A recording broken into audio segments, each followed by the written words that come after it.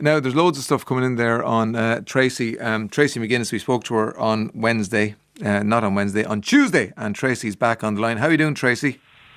I'm okay. How are you, Ray? Good to talk to you again. Just to remind people, so you've got a son, Brendan Bjorn, age 13, and Declan, age 9. And Brendan is severely disabled, and you're his full-time carer. Yes. He's in a wheelchair, and he has loads of needs. And you spoke to us on Tuesday about sort of being trapped in the private rented market where you live in Kildare. You want to go back to Kilkenny, and when you rent a house, unfortunately, you can't in any way make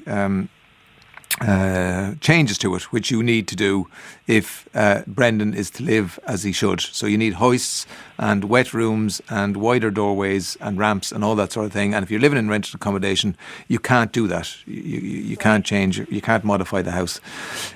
So when you were on Tuesday, you told us about your GoFundMe page and the fact that your van was on its last legs. Yes. And people have been hugely generous. Oh, tremendously so. I am absolutely stunned and humbled by the response since I've been on the show. I thank you just doesn't even cover it. I'm so indebted to everybody who's been so generous and donated and sent really kind messages as well. But your story struck a chord. I think, like myself, there was a mixture of embarrassment that this was happening in our country in 2017 and sort of anger, maybe frustration that we're allowing it to happen. And I've been thinking about you an awful lot since Tuesday, and I like.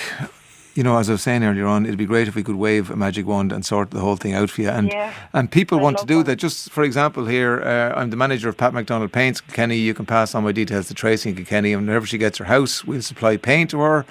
Oh my God, there you go. that's lovely. I'm also interested in donating €1,000 towards a house for Tracy and Brendan and his brother. I don't like donating online. If this doesn't go ahead, you can let me know another way to donate money to Tracy other than GoFundMe page. Lovely. And I'm glad you're having Tracy on again, as I feel her story got lost between all the budget reports.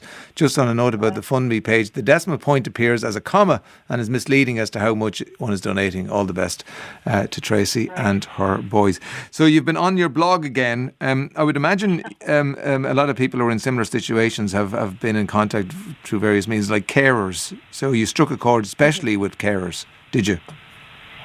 I would say, I mean, I know a number of carers follow my blog because, well, not everybody, you know, writes a blog and writes about caring, and so I think I'm just fortunate enough to be able to be a voice for some carers, you know.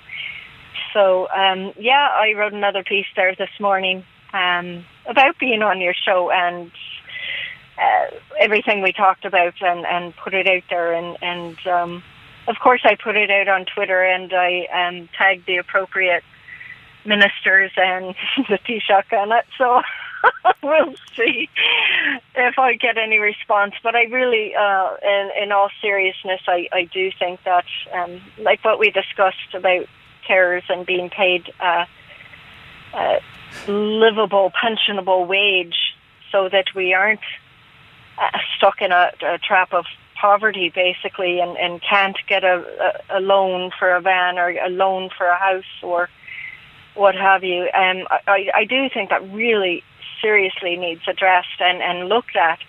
And I'd be happy to sit down with anybody in the government and discuss what I know and I have experienced and see what could be worked out here. Just mention briefly the Colorado model there, what they do over there. A family carer, if they so choose to, goes through training to become a certified nursing assistant, and then they're hired by a home nursing agency as a nursing assistant. So they are then an employee with a pay packet, pension, etc. And the nursing supervisor comes in, assesses the level of care provided for their loved one, and your pay and your hours are all determined based on what you do.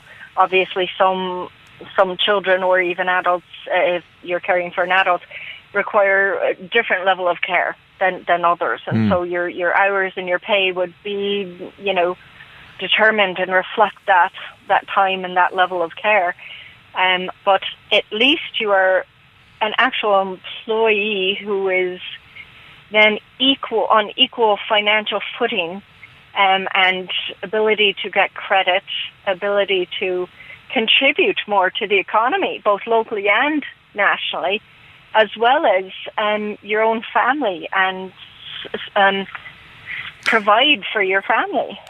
So you were telling us on Tuesday that the local authority didn't consider you for a low interest rate mortgage because you were on a carer's allowance. Correct, yeah. Kilkenny Council does have a great programme, a very low interest home mortgage loan available to people that are on their housing list, such as myself. First-time buyer, single person can't make more than, say, 50,000. There's a number of things. But the stipulation is that the income can't be social welfare income. And if you remember, I heard it actually when I listened back to the podcast from our interview on Tuesday, and that one caller, or maybe it was somebody who texted in or emailed, I don't know, but had said, we can't allow people on social welfare to get mortgages because then they'll be having 12 children, so they get ridiculous. That much. Yeah. Oh, absolutely ridiculous. That must be infuriating for you when you hear that. It enrages me. Yes. I can't tell you why. Yeah, or I can't tell you how much. It's completely unfair, And of course, if you were employed by the state to be a carer, that would get around that you wouldn't be on social welfare, you would be on a wage. The other thing that we brushed over on Tuesday is the fact that poor Brendan is on a waiting list to have surgery because of his scoliosis. Mm-hmm. Yeah. How long has he been on that waiting list? Since June 1st, and I know, I want to definitely say, I know so many children are on it far longer, so I don't want to take away from them at all when I discuss Brendan. So I just want to make sure people don't think I'm saying one is more important than the other. I'm just talking about Brendan here, and that it's been a bit over 4 months.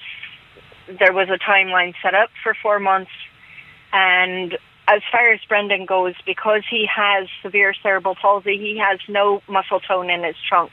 So what's happening is the scoliosis, even more so than in a typically healthy child that has solely scoliosis as a condition, this is literally crushing everything inside. It's crushing his lungs, it's crushing his intestines aren't working, his feeds aren't being tolerated, his bottom rib is hitting his hips.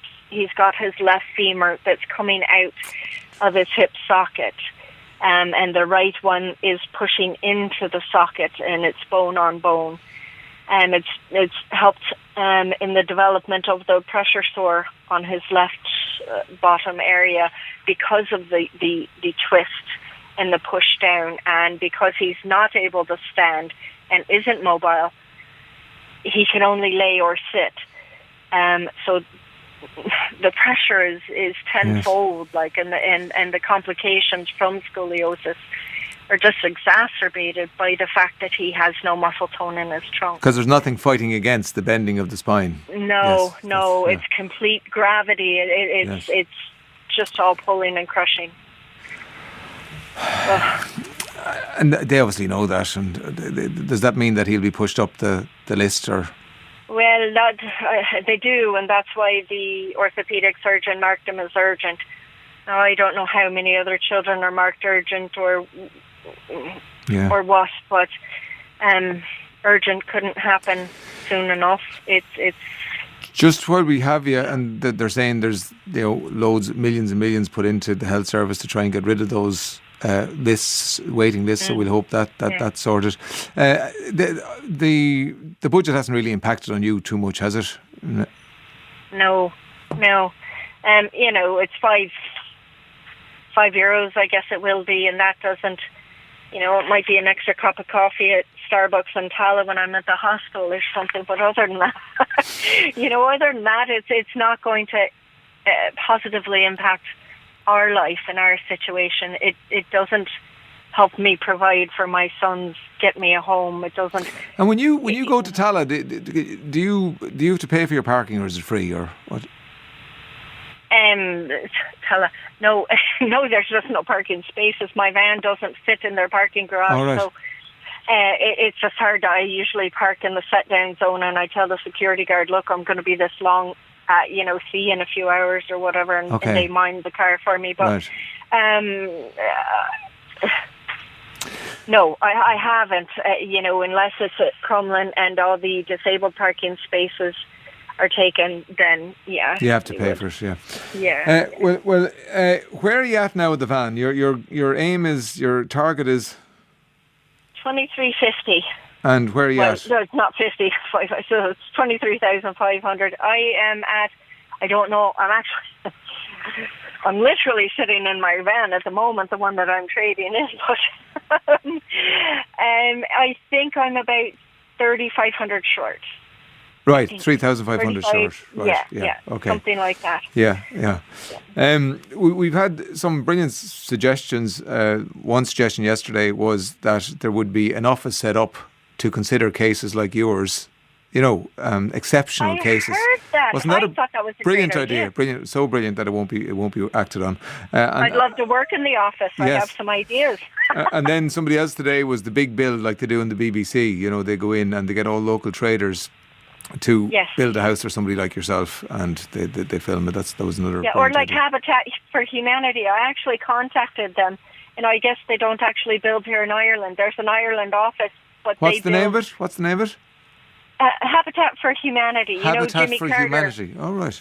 The build. It's bigger probably in the States, but Jimmy Carter. I don't know if he started it. Right. The president. I must look that up. I've never heard of it before. Yeah. Yeah.